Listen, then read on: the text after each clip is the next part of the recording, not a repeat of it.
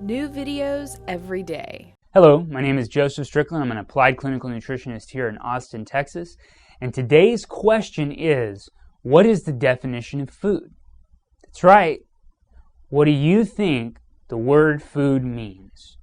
Don't cheat and go look it up at dictionary.com, but pause the video, leave a comment on what you think food is, and then continue with the video.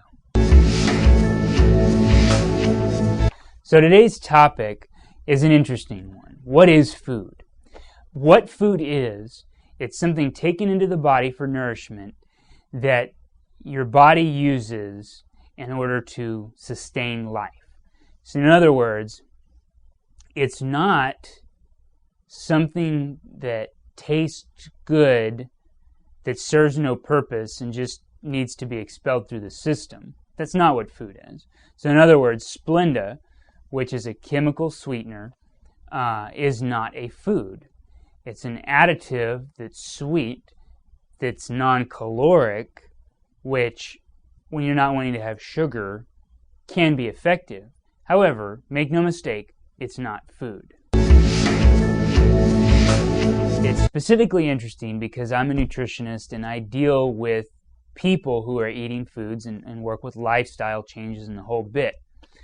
And what's interesting to me is when I tell somebody, not to have Twinkies or some of these various other, foodstuffs that are in packages that have no nutritional value. And they go, oh man, I can't live without that. That's what I need that to survive on. And it's interesting to me because food, per the definition, it's not something that's made in a laboratory to make your taste buds like it. Unfortunately, as Americans, we've fallen into that trap.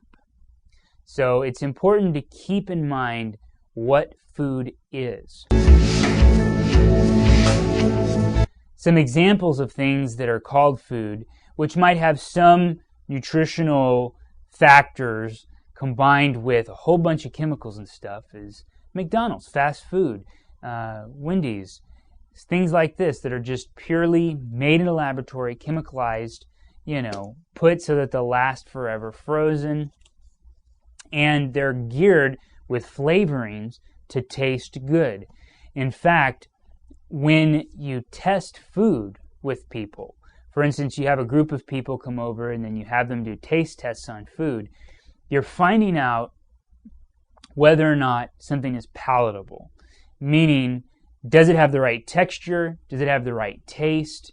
Is it something that somebody would like to eat? Those are all considerations or things to look at when looking at food. However, the true question is whether or not that food is going to sustain that person's life. And when you switch and take food over into making it for the taste buds of the body, I don't know, that's kind of scary to me. But that's what we're up against in America, and that's what food is. Popular food is generally food that has been tailor-made specifically for you to like it. So next time you're having some food, just think about that.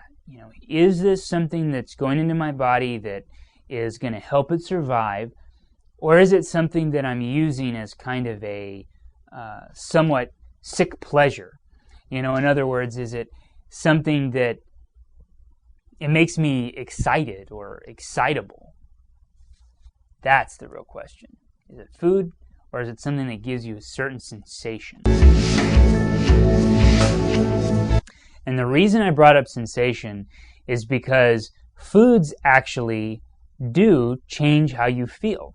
For instance, if you ever had a bad day and went to grab for the chocolate, right? Well, that chocolate's going to change the way you feel at that moment. So unfortunately, when you're engineering food or changing food, you can actually engineer it towards tasting good and providing a certain feeling that the person's wanting.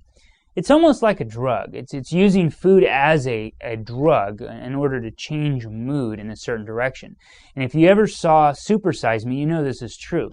He became dependent on that food to such an extent that when he ate it, he felt good, and when he didn't, he was depressed. So for that reason, it's important to look at food for food. I don't think it'll ever be agreed upon fully what the right diet for man is. For instance, some people would say it's macrobiotic, some people would say it's raw food, some people would say it's vegan, some people would say it's a proper balance, others would even say it's Atkins, or some would even say low fat. Some would say Mediterranean. I typically tend to go for the Mediterranean type diet. However, to each his own. I think each person has a diet that's right for them, and it's a matter of finding out what foods work for that person. And unfortunately, those foods don't include man-made laboratory foods that have the particular property of giving you a certain sensation or mood uplifter. The important thing is to have foods that are whole, that have their enzymes intact, that provide nutrition and give you life. So if this was helpful to you, subscribe to this channel. Go to my website, www.nutritionaustin.com. I enjoy doing these videos, so again, post what kind of videos or topics you would like me to talk about in the future. Thank you so much and have a great day.